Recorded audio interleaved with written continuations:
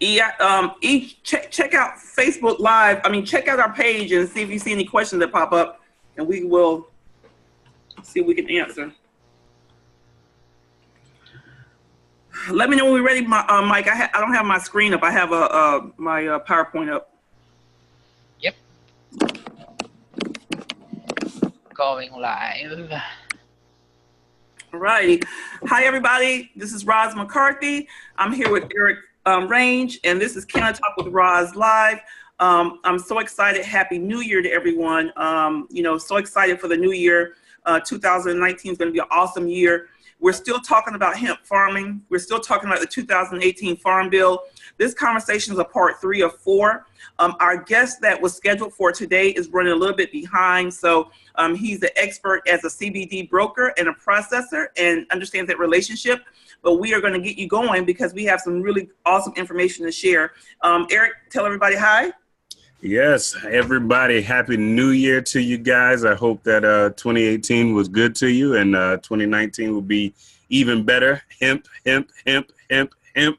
And 2019, this is why we're continuing the conversation this week about hemp, because I think we're going to see some big things happen this year in 2019 across the country.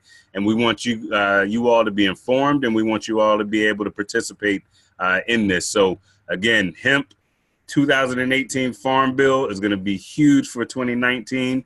And we want you guys to, begin to learn how to, the ins and outs and what, the different steps. We talked a lot about cultivation before. We've even talked about processing. But for some of you guys will be in on the sales end of the whole equation. And so you want to understand some of the ins and outs of that aspect. And our speaker, hopefully he'll be able to join us in just a few moments, and he can talk to you guys a little bit about what that looks like when you are on the sales side and you are, moving the processed material. So I'm excited about the conversation today, and I hope that we get a bunch of people in. I hope that you've invited somebody else to join the conversation. Please make sure you go to our Facebook. We're going to be doing the Facebook Live going on as well. On the M4MM page, so check it out, and then ask your questions. We're going to try to make sure that we get to as many of them as we can and answer them as directly as we can as well. Absolutely. So let's go back a little bit. Let's talk about, again, the Farm Bill and what happens with the Farm Bill. The Farm Bill 2018 has a hemp provision, which means that from a national perspective, that the opportunity of producing CBD enriched products in order for medical and nutritional support, as well as cultivating hemp, is now legal nationally. So it's no longer illegal, right? Right, E? That's right. Okay. The cultivation of hemp, and you have to be very specific. The cultivation of industrial hemp is now legal in the U.S. Yep. So the question is, all right, how do I get involved? How do I get connected? So one thing that we're doing here in Florida next week, and I'm excited about it, and it's an invite only, and we're doing it because we need to get some of a think tank of people together. We have a new agricultural commissioner, Nikki Freed, who has made a commitment to making making sure that Florida is one of the #1 producers of hemp throughout globally. There's some fantastic people here in Florida, where I'm based out of, that have a connection, not only connection, but they're subject matter experts in the whole chain of supply for hemp. And so I want you guys to understand the thing that we have to take a look at and realize is that it starts from a farmer perspective, but from the farmer it goes to a processing perspective. And then if you look at CBD, and so this is on the medical, on the medicinal side, the CBD broker relationship with the farmer and the processor is so key, because in order for you to get products that have CBD in them, you need to make sure that there's a broker that gets you your isolates, that gets you your distillates. So first we need to, let's go back and talk about CBD-rich cannabis. Is non-psychoactive, and then it has the THC dominant strains are less psychoactive, making it very appealing for patients and for folks that are looking for relief for inflammation, pain, anxiety, psychosis, seizures, spasm, and other conditions. So as a reminder, just so that you guys know, the CBD rich, which means is a cannabis strain or product that has equal amounts of CBD and THC or more CBD than THC. And if you have a CBD dominant product, it means, or strain, it means a strain or product that's rich in CBD but has very little THC content. So at this point, if you are someone that's wanting to create products or what have you, you're making a decision on what type of, is it a CBD rich product I'm going to have, or a CBD dominant product that I'm going to have, and then you're going from there. Your CBD broker is so critical to this whole entire process.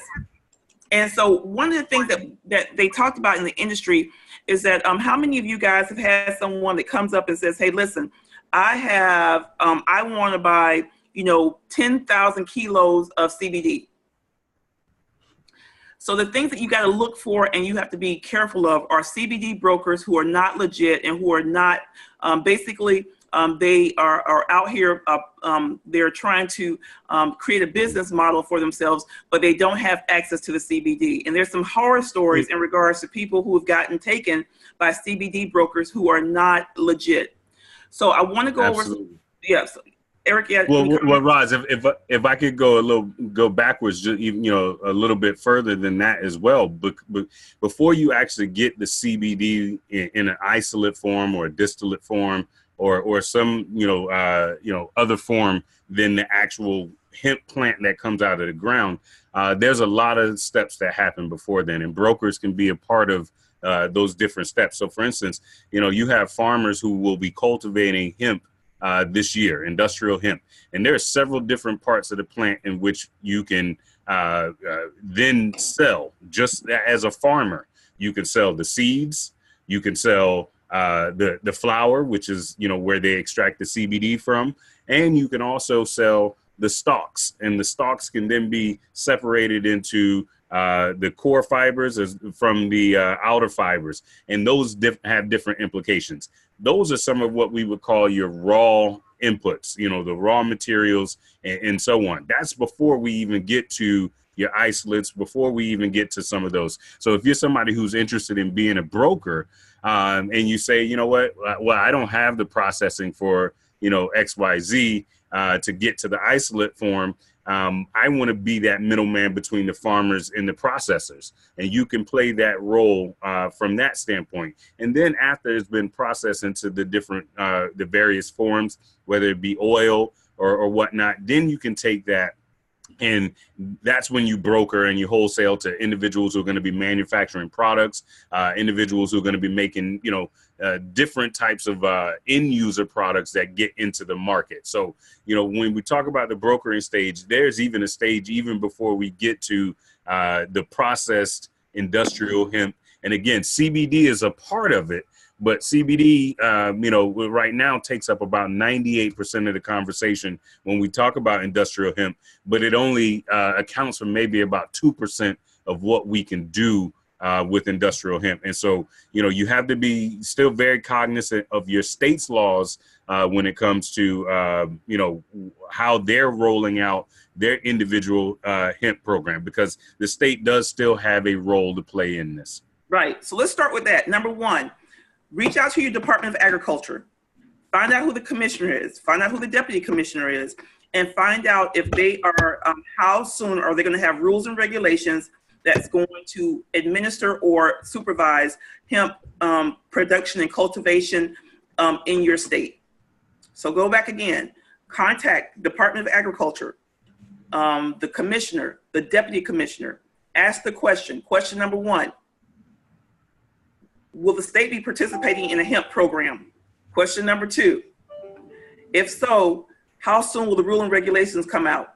Question number three, what will the application process look like?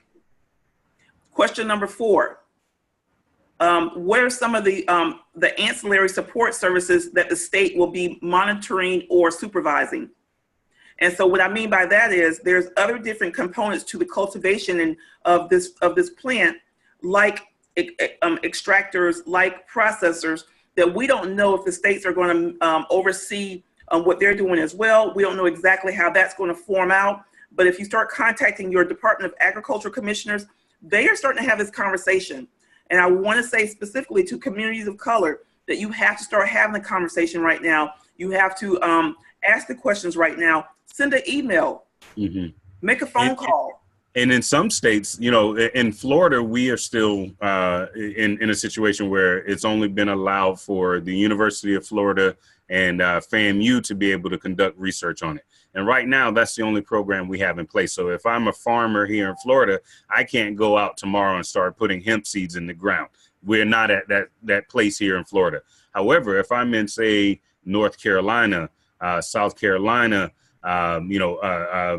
Massachusetts, other places that have moved further along the path, you may be able to put seeds in the ground tomorrow, and you may be able to begin this process, but you have to understand where your state is in that process and what some of it, you know. And so if you're in a state that already has it and you want to be a broker of industrial hemp, then, you know, certainly, you know, connect with the Department of Ag, like Roz recommended, but also begin to connect with your farmers. Connect with the black and brown farmers in your area to say, you know, hey, let's work together. I want to help you sell your product. You're a farmer. Let me be your salesperson. Let me be the person that brokers between you and your processor, or between you and your end user. And that, you know, developing those relationships will allow you to have access to product to then go and sell and broker on the market. So now is the time, like Roz has said, to really you know, get in the game. You know, again, in certain states like Florida,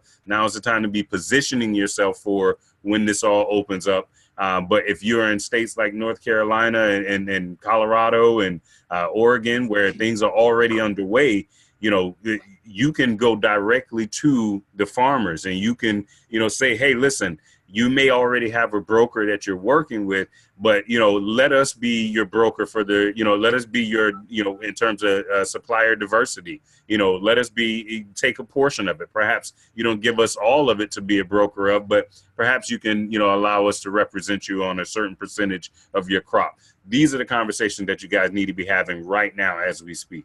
Exactly. So I'll give you some scenarios. There's a situation where, you know, we had someone that contacted one of our chapter presidents in Georgia and asked her, they were looking for CBD isolate. So basically, they're looking for the isolate. They're looking for the raw end product to utilize in their you know, hair shampoo or in their tinctures or what have you. So long story short, my chapter president received the phone call, and not only did she receive a phone call from this CBD broker, there were 5 other brokers brokering around the same deal. And so you guys got to be careful. If you start getting into this industry, you have to vet out the people that you're talking to. You have to listen to you have to ask them specific questions. And I want to go over some questions that you should be asking, some things that you should be thinking about, because it's critical. It's critical in order for you to make sure that you understand the whole process and where does it go. So 3 questions to ask a broker to see their expertise. Number 1, how much per kilo? Now, if they quote you under $6,000, run for the hills. The market price is higher than $6,000 per kilo. So if it's lower than $6,000, it could mean that it's coming from China. And if it's coming from China, the quality of the hemp that's coming from China has been known not to be at the best quality level. And so you want to be careful of that. Another question, what's your isolate throughput last month? What actually closed? So you're actually saying, how much did you close last month? And then a good broker will know these numbers by heart and not beat around the bush. So if you have someone that's kind of hem-hawing around, that's where you go, you know what? I'm not quite sure if I want to do business with you. A third question is, can I do a site walkthrough? And if the answer isn't yes, then your broker may lack the connections with the manufacturer. Because remember, the broker is connected with the manufacturer, the processor. So if you are, again, looking to broker, then you want to go and you want to connect with a processor. If you're looking for the end product for your product, then you want to find a broker who can get you your isolates. And you want to make sure that those questions that you're asking, those 3 questions, are the things that you're thinking about when you're talking to a broker. And if they can't answer it, that's when your concerns and that's when your red flags go up. And that's when you, you know, you have to continue your shopping and go from there. We have a list that we're putting together of about 5 to 10 CBD brokers that we are going through right now and vetting in regards to some of those questions and making sure that they have experience, that they know how to put a deal together, that they understand exactly for you as an end user what you're looking for in regards to CBD that's needed for your product. We want to have folks that know and understand this and not shooting from the hip.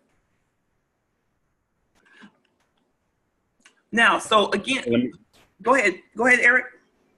No, go ahead. I was just going to say I couldn't agree more in terms of vetting out the individuals that are out there. I see some questions coming through on Facebook in regards to, you know, finding the hemp processors and so on. So I want to take a quick second to answer that, and you know, then we can get back into it. And I just got a message from our speaker, so I think we'll be getting him connected in just a few moments as well. Good. But someone asked in regards to how do you find your hemp processors, and again, not every state has them. You know, to be quite honest, not every state is in a place to where the processing that is required in order to you know, take the raw hemp product from the field and make it into, you know, the isolates or, you know, so on for the CBD, or if you're using, again, the outer fibers and the inner fibers for making different textiles and so on, you know, that has to be processed. And so that's part of what I think one of the issues that we're going to see next year or this year in 2019 is a lack of processing. There are some processing facilities out there. And so what you will want to do is connect with, again, like Ross said, the Department of Agriculture. They're going to know who the processors are in the state. Your processors are most likely going to have to go through some type of certification and licensing and get some type of approval from the state to be able to process. And so your state agency is your Department of Agriculture is going to know where to be able to find your processors that are in your state and go from there. Now, if you're someone who is interested in getting into the processing, that's a different conversation. But for what already exists in your state, start with your Department of Ag. I would also say, Eric, you know, there is something called the National Hemp Association. You've been speaking to the executive director. The National Hemp Association has members, and these members are folks that are processing, they're manufacturing, also mentoring, where, you know what, ask to be mentored. Find out if you find a CBD broker and tell them the power of LinkedIn and how there's connectivity with LinkedIn and being able to find some of these people that are doing this on a daily basis, Eric. Absolutely. I agree. There are folks out there and they're willing to help you. Not everybody is going to help you, you know, but the folks who are open and willing to share the information that they have, those are the ones you want to be connected with. So if you get pushback and you know, folks who don't want to work with you up front, you know, that's fine. You know, just keep moving on and find somebody else. But that also means that you can't come to the table asking for everything and not having done some research, having had some idea of what it is that you want to do in the space and know where the gaps are that you're missing. No one person is going to be able to give you all the information that you want and need. It's going to take for you to actually do some research and understand exactly where you want to get in. And that way you can ask more targeted and specific questions about, okay, here's my plan. Here's what I'm looking for. But here are the areas where I need help connecting the dots, you know, and that's where your mentor will be able to help, you know, fill in some of those gaps for you. So let me tell you a little bit about the National Hemp Association. So again, first and foremost, give you some contact information. So to contact them, you want to go to the nationalhempassociation.org. The phone number is 202-706-3911. They're based in Washington, D.C. So again, it's a group that has organized themselves to look at the hemp farming and the opportunity and what it presents for the country as a whole. And they have different events and news articles, and you can actually join. It says, who do we serve? They're serving the farmers. They're serving the processors, the manufacturers. Let's even talk about the researchers and the researchers that are so important to this mix. So again, the National Hemp Association is a great starting point. If you're trying to figure out, okay, I need to identify a processor that I can work with, then, you know, you have that opportunity right there. I think we have Mr. Morrison on. Hey, Randy, are you there, brother? I am here, and yourself? Yeah, how are you, sir? Good. I am so sorry for being late, but I had a doctor's appointment this morning that I just had to do. So sorry about that. It's okay. So what we've been talking about, Randy, we've been talking about the farm bill and the economic farming, and that supply chain from farmer to processor and CBD broker. Can you share a little bit about what you do in this space and what that chain looks like, and what are you seeing in right now as we are seeing the new farm bill, you know, getting ready to kick in since it just got signed? Yes, the Farm Bill has passed. It's changed a lot in what we're doing, and I think that what you'll see in the next year. Hey, Randy, speak into your mic a little bit more. You're coming in real low on my end. I'm sorry. Is that better? A little bit. Hang on a minute. Let me see if I can get this thing to go off a speakerphone. There we go. How about that? Is that better? Okay, yeah, that's coming in a little bit better. Yep. All right. So basically, the Farm Bill's changed a tremendous amount of things in that it basically has taken the minimal personnel that could be associated with CBD and with the hemp marketplace, and it's changed it and it's opened it up for other states going forward. We basically, I think what you'll see in the next couple of years is as the laws have to be adjudicated, et cetera, in, you know, the Nebraskas and the Montanas and the Wyomings and the North Carolinas and South Carolinas, they'll have to set their own laws. That's going to put them back probably a year, I would say, just because that's going to take a year to get all those local laws through the process. But it does open up opportunities for processors to send things into the Carolinas, into the Southeast, and et cetera, all over the country. The farmer is the key here when you're a broker. You know, you got to know the farmer if you want it, because what happens in this industry is so many people try to break in and they don't know anybody. They haven't spent the time to go out there and knock on a few farmers' doors and say, hey, you know, the Farm Bill's passed. Why don't we take 20 acres and convert that from corn to hemp and see where we go with this? And I think that you'll see a lot of small farmers in the next 2 or 3 years take advantage of that. I've had probably 10 farmers in the last couple of weeks call me wanting to get involved with hemp. I would tell farmers and even brokers, et cetera, if they're out there and they're wanting to get into the industry, take a look at what the Farm Bill says. Make sure you know your laws, because when you walk in and you start talking to a farmer, you got to know not only the laws of your state, but if you go to ship this stuff, you got to make sure that you're crossing state lines legally, et cetera. And that's all hard to do with some high percentage CBD products. I don't know if that's what you wanted me to get into, but that's a little bit about where I'm at in the business. You're going to see in the next 5 years an explosion like you've never seen. This product is CBD is an amazing nutrient. Yeah. Randy, really quick, you know, what we're talking about today is also, you know, many people are at the very foundational stage of getting into this industry. And when it comes to being a broker, and we certainly mentioned that they need to understand the laws, understand the hemp bill, understand the laws in their particular state.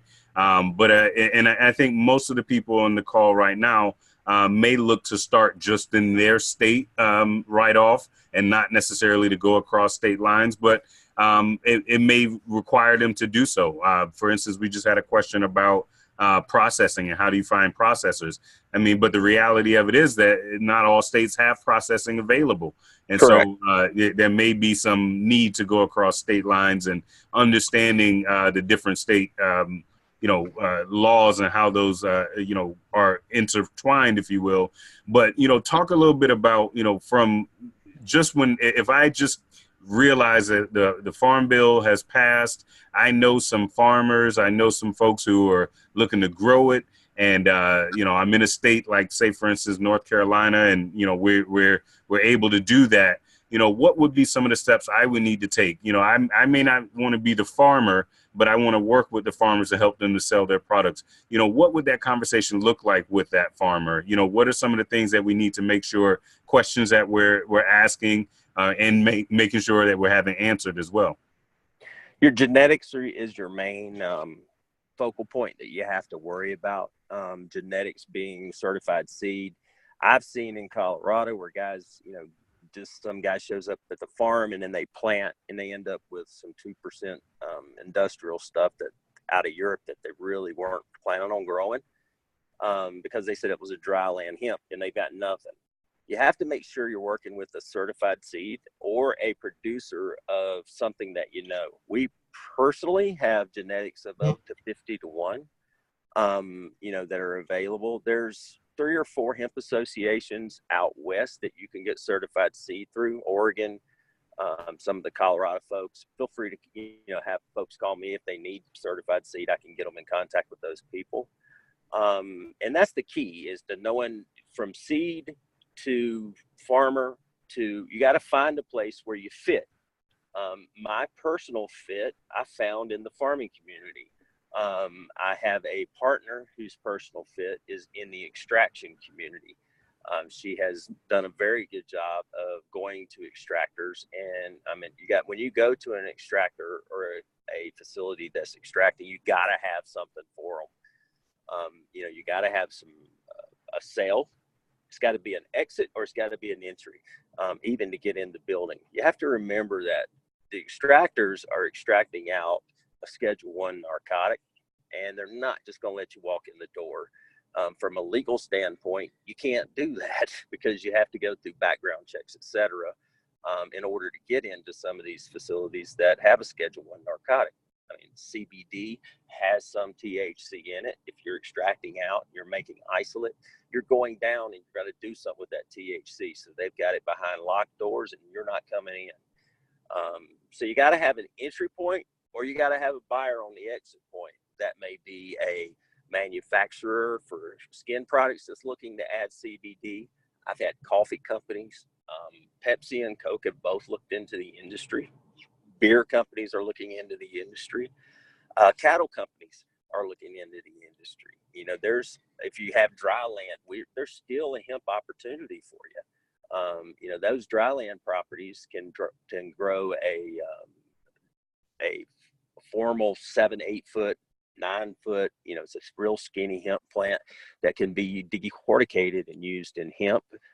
Fiberwood. It can also be used. Currently, what we're doing with that is we're making cotton, as well as we've worked with an organization that is basically taking the hemp, and they're getting with like Dow Chemical and some of those companies that have the category 1 through 4 plastics that we used to send to China. Those can't go to China anymore. They quit taking them as of January. So what are we going to do with that? We're going to dump it in the ocean, or we're going to make some, you know, something out of it.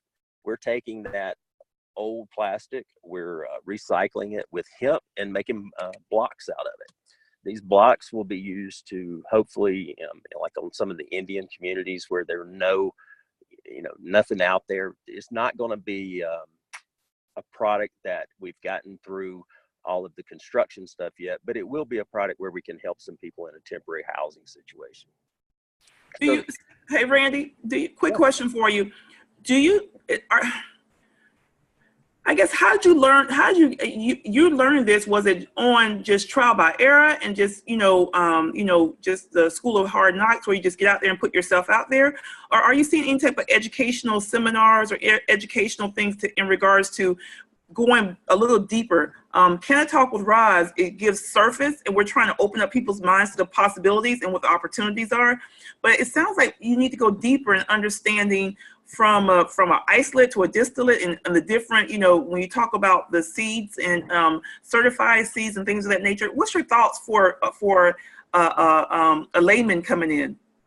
It's a hard product. It's a hard product to get to know. I mean, it's an industry that comes out of, frankly, it comes out of an illegal industry. Right. So your best guys that, the guys that have been growing it in the back room are the guys that actually can put it in the field and make it go. So it's an industry where it's a hard knock industry. I ended up in this industry. I have leukemia. And I was in medical for 35 years and ended up because of that. So, You're breaking up, Randy. I think we lost Randy. So we'll wait. So my question was, how do we get you guys in? You know, how do we create an opportunity for when, you know, it looks like there's no opportunity? And that's why I'm thinking the associations. I have the National Hemp Association, their website up, and then looking at upcoming events. And I will tell you something, guys. If you're not going, and if you can't, are you still there, Randy? I'm still here. Sorry. Okay, and you sound better too. Whatever you just did, that was good. It was a little louder. We were talking about, you know, from a layman's point of view, and I was sharing with the listeners and the viewers that going to these conferences. Have you attended some of the conferences, and what's some Absolutely. of the expectations? You know, if it's one of those deals where your expectation needs to be, hey, I'm just going to meet some people, and it's all about networking. What I've found in this industry is that there's a lot of people who pose that they have product, and you're going to have to fight through that and really do some vetting on your own. The industry, like I said, because it came from a negative industry and turned into a positive, you're going to have to deal with some of that folks that don't really tell the truth all the time. Sure. It is what it is. So I don't want to mislead anybody.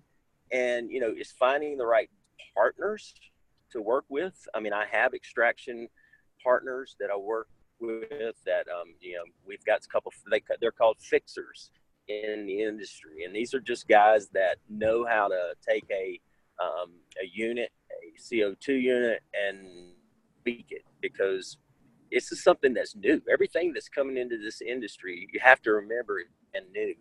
And that leaves opportunity for people who are smart and very entrepreneurial to find a place. Interest lies in coffee. Hey, there's coffee companies that are looking to put CBD in it. Buy those and you're set.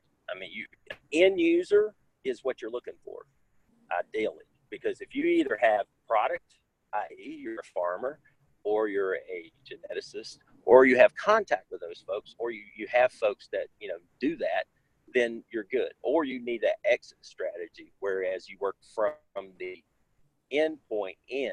And I see a lot of people that are very, very successful doing that. A vape company that they can get into, or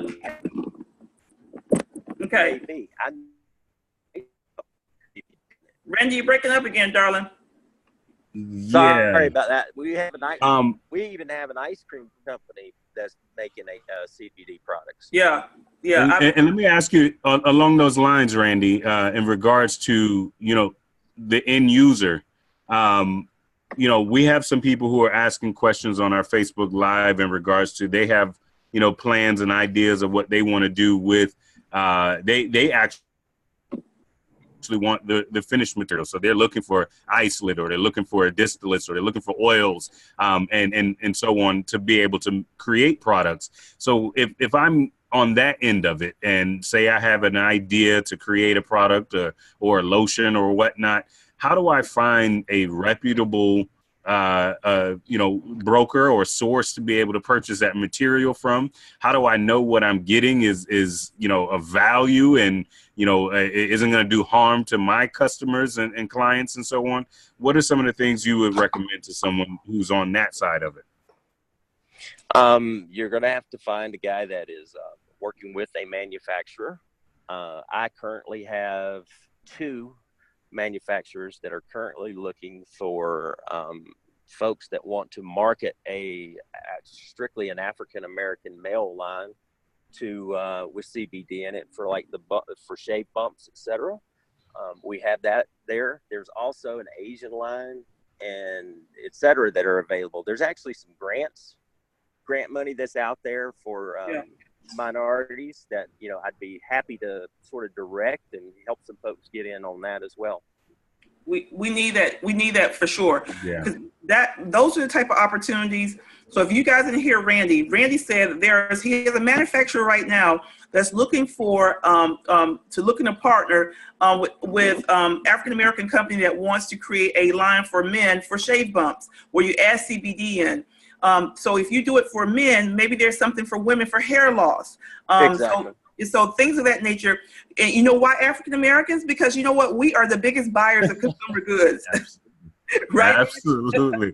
So I'm gonna put this challenge to everybody who's paying attention. If you or somebody you know is a creator of hair care and wellness products for the African American and Hispanic communities and so on, you need to be a member of InfraMM and you need to reach out to us. We can put you in contact with folks who are looking for you, who are looking to be able to get you in the door to help you create your products and go move forward with it. So someone who, like I said, I see on Facebook, someone said they have some things they want to do with CBD products and whatnot. You need to reach out to us. Make sure you're a member. Reach out to us. Send us an email. We'll get you connected with folks like Randy and others.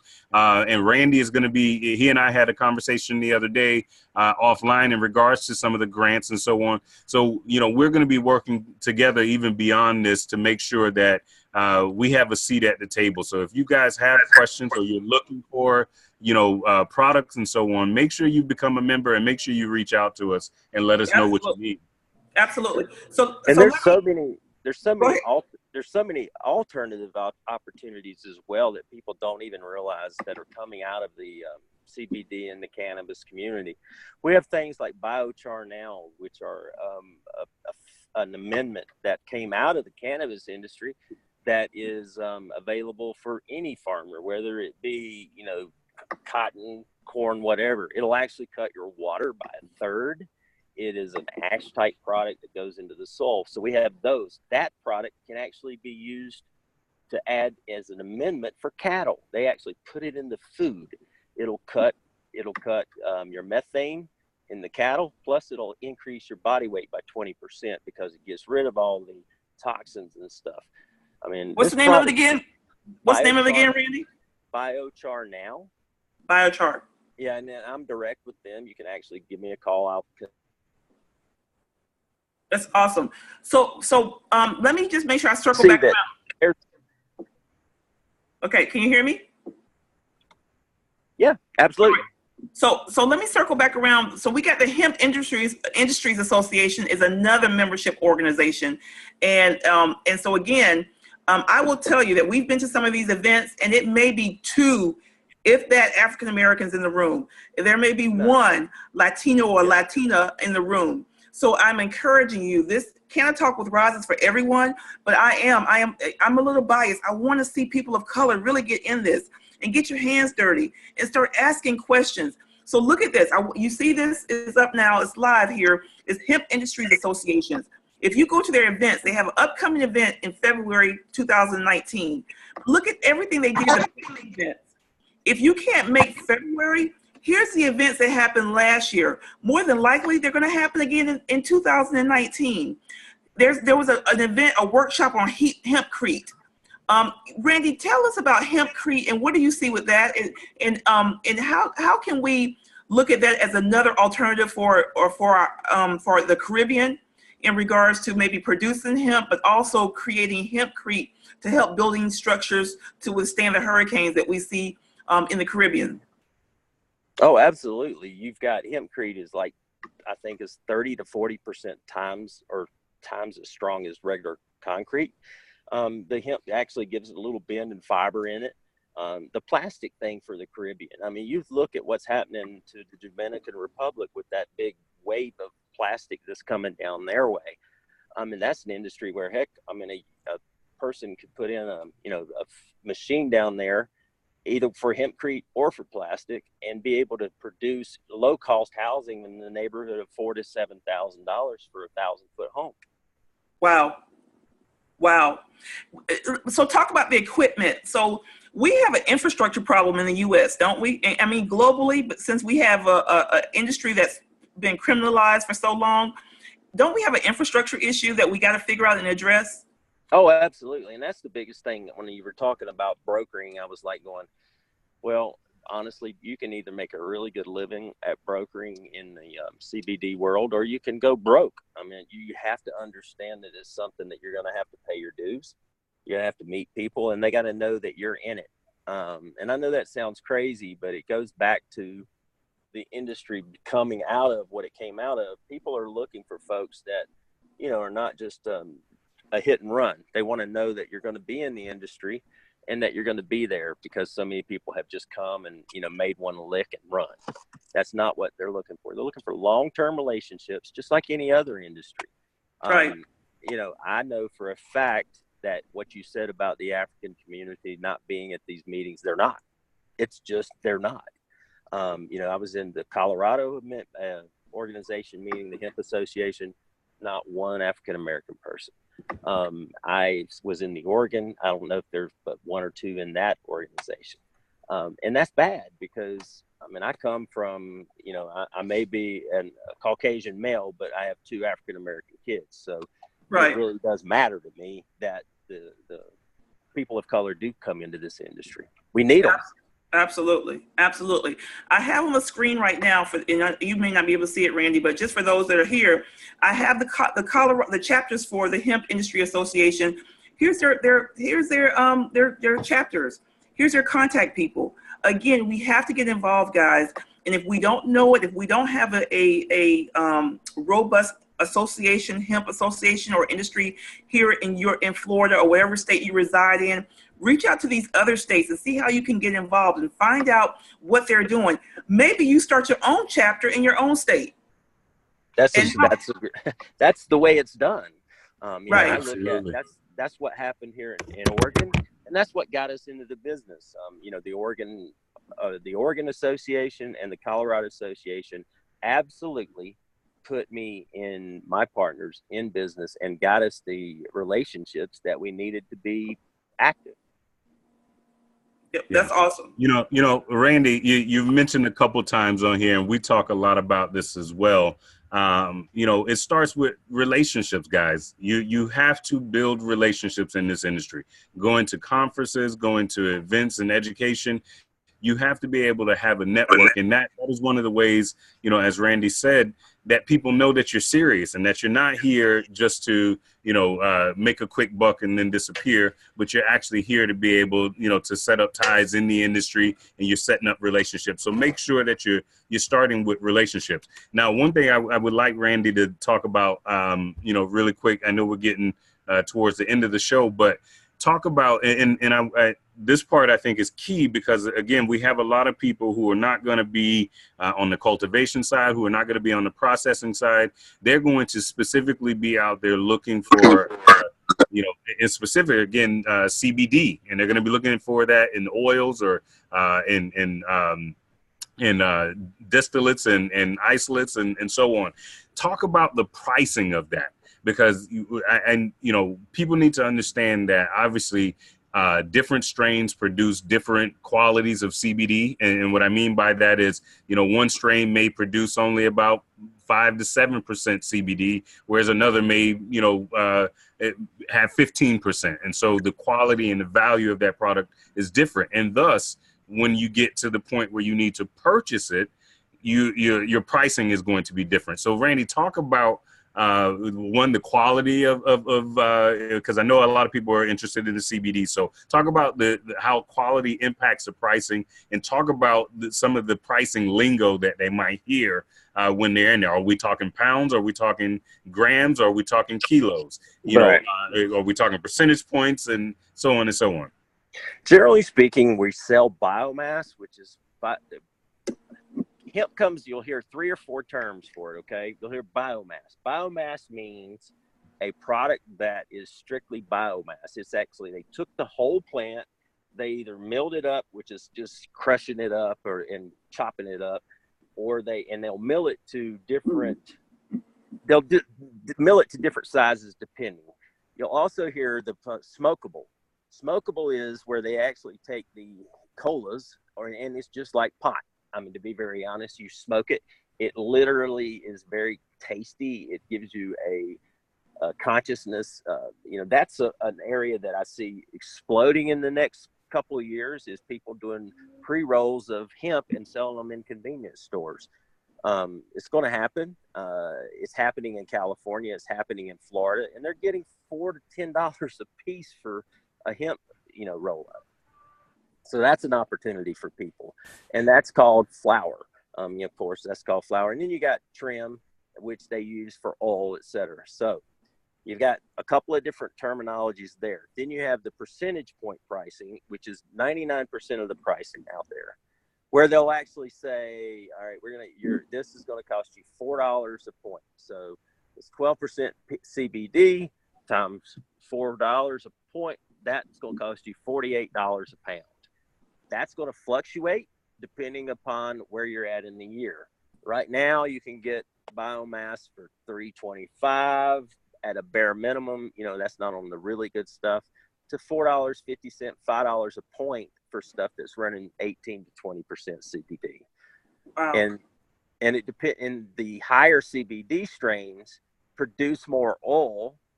That's the reason that it produces more oil with less byproduct and less manpower. That's why people will pay $5 percentage for something that's 18 to 20%, and they'll only pay $3.50 for a 8% type product. Wow, wow. I found a site, it's called cannabistech.com, and it actually explains, you know, I think biomass is a starting point, and I'm so glad you started out with that. But what does hemp biomass actually mean? And knowing the terminology and the verbology of the verbiage of this industry. And so I pulled up something for those people that are following us, and if you're viewing us, and if you're going to look at this later on and see this particular this program, you know what, there's some information here. There's different topics on Cannabis Tech that deal with, from a cultivation, extraction, the biotech, the testing and equipment. I would like to say this. I'm with you, Randy, on the pre-rolls. I actually had a conversation with someone a week and a half ago that said that there's a manufacturer that's looking for individuals who want to be able to provide pre-rolls in their state, and that's what he does. He wants the white label. So again, if you guys are looking to do something where you want to, Randy's telling you what the future is and what there's some trends are. So talk about why the pre-rolls are important, because yeah, you're smoking, but you know, you are doing, it's a great way to wean folks that are off of nicotine. Isn't that correct, Randy? Absolutely. Absolutely. I've got a good friend who was smoking cigarettes for 25 years. Now he only smokes pre-rolls. He doesn't smoke as many as he did, and he enjoys it more, and he basically has an uplifting feeling, and he's gotten rid of the nicotine and the negatives associated with that in his body. Right.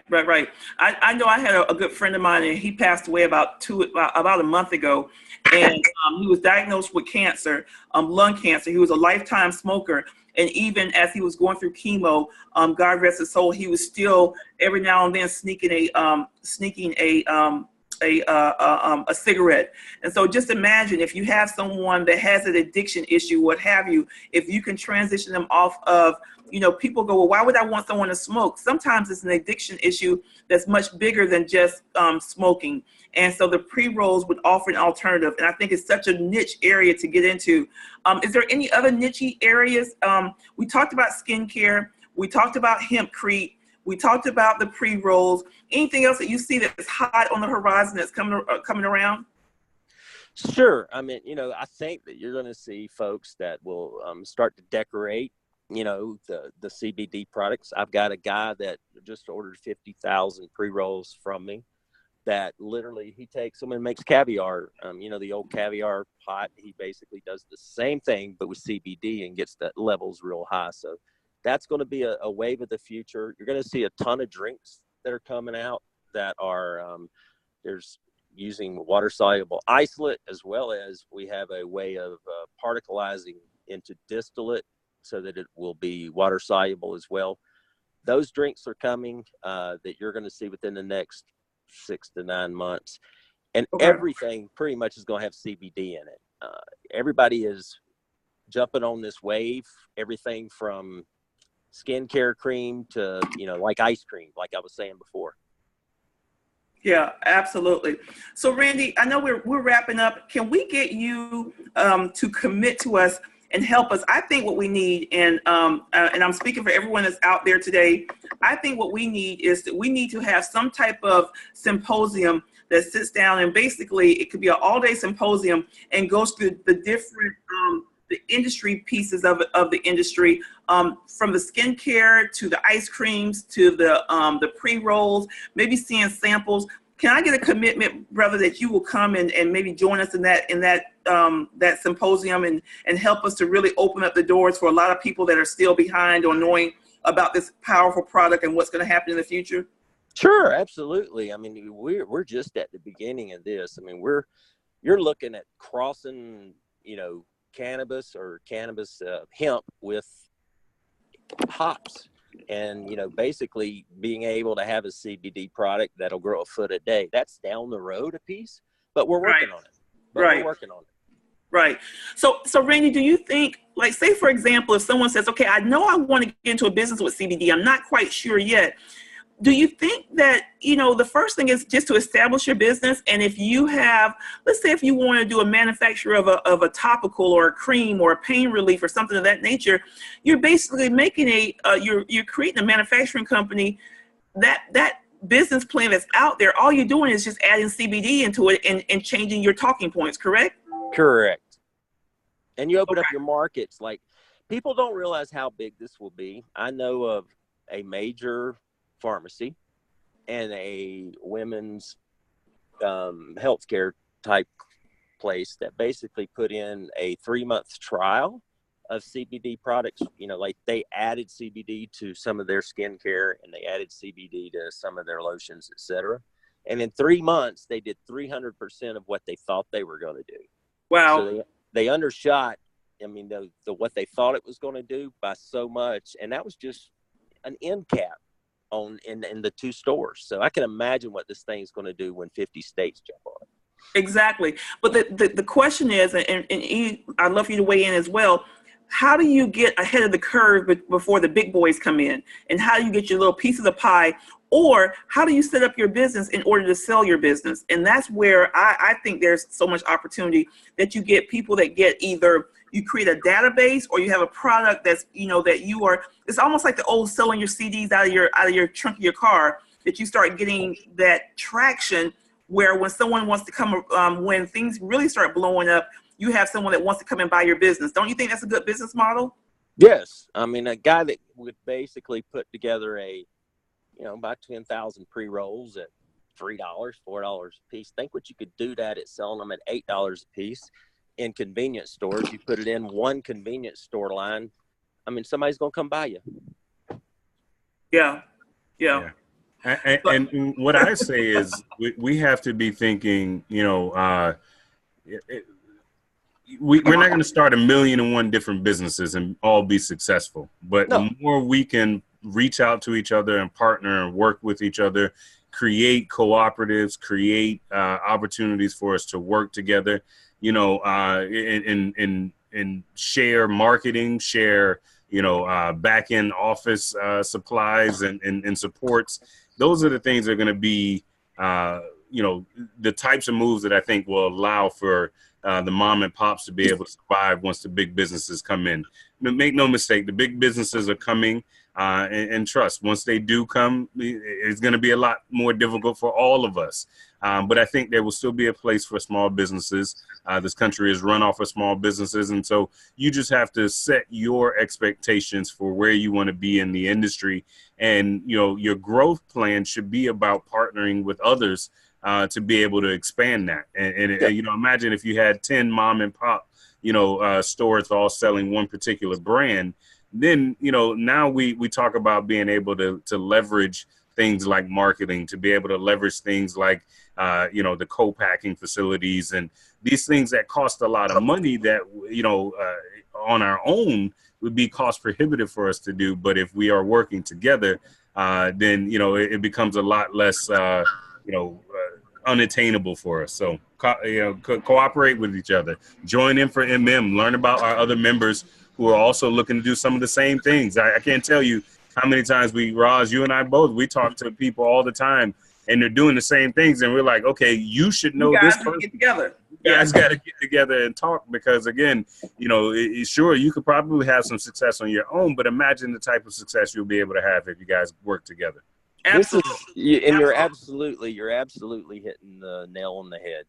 What we've seen in Colorado is an amazing number of farms in that 10 to 25 to 30 acres that are small farmers that have banded together and they've formed a co-op within the organizations, and they're killing it. Right. Yeah. So we have something called M4MM has something called Sow the Land. It's a hemp farming cooperative.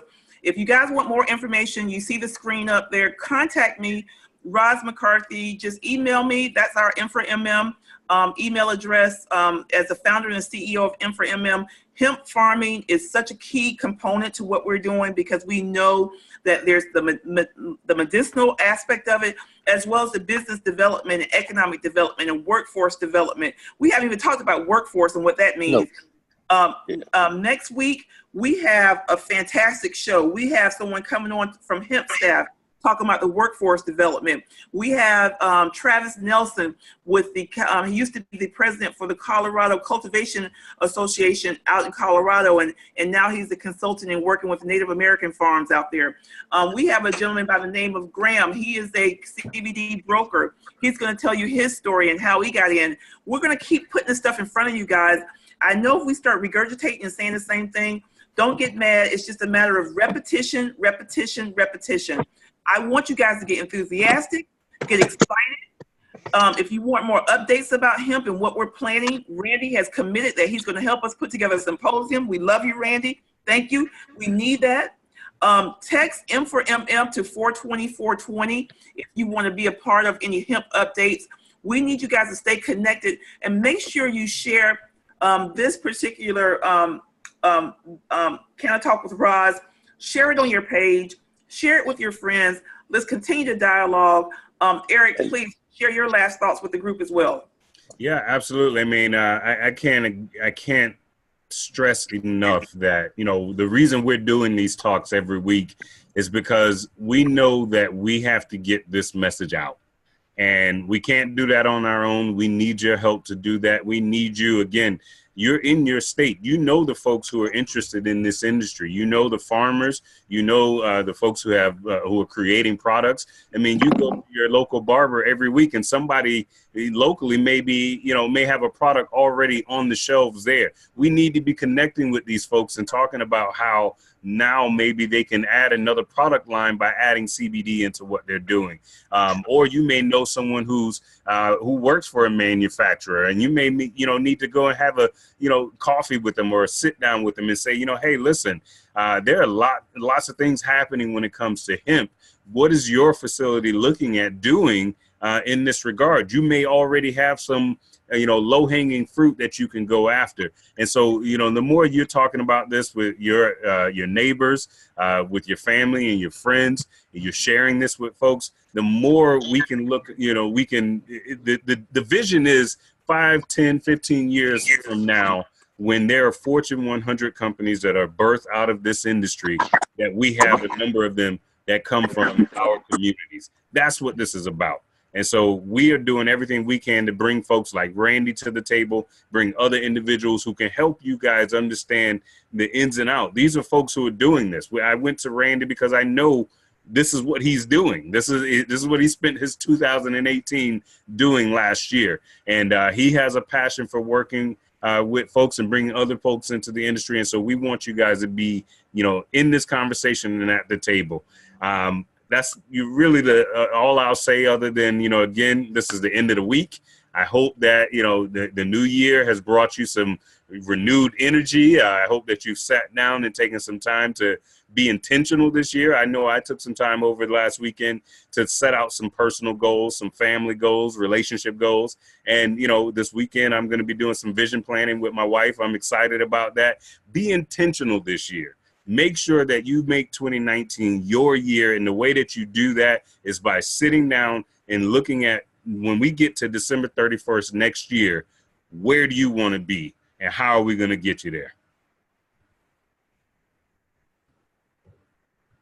You're on mute, Ross. Have a great weekend. Thank you guys for jumping on with us today. Next week is going to be bomb. It's going to be great. Make sure you tune in for next week. And if you're looking for your tribe, find M4MM. We're here for you. We're your tribe. Get connected with us. We appreciate you. We love you. Randy, thank you so much. And you guys have a great day. Did he already share where they can contact him or find him? If he has a website or social media? you know what? We'll have it. We'll have Randy's information. So so if you want to get connected, we'll do something. We'll have a sidebar for Randy and have him get your information to him. Okay. All right. Thank you, guys. All right. Have a good one.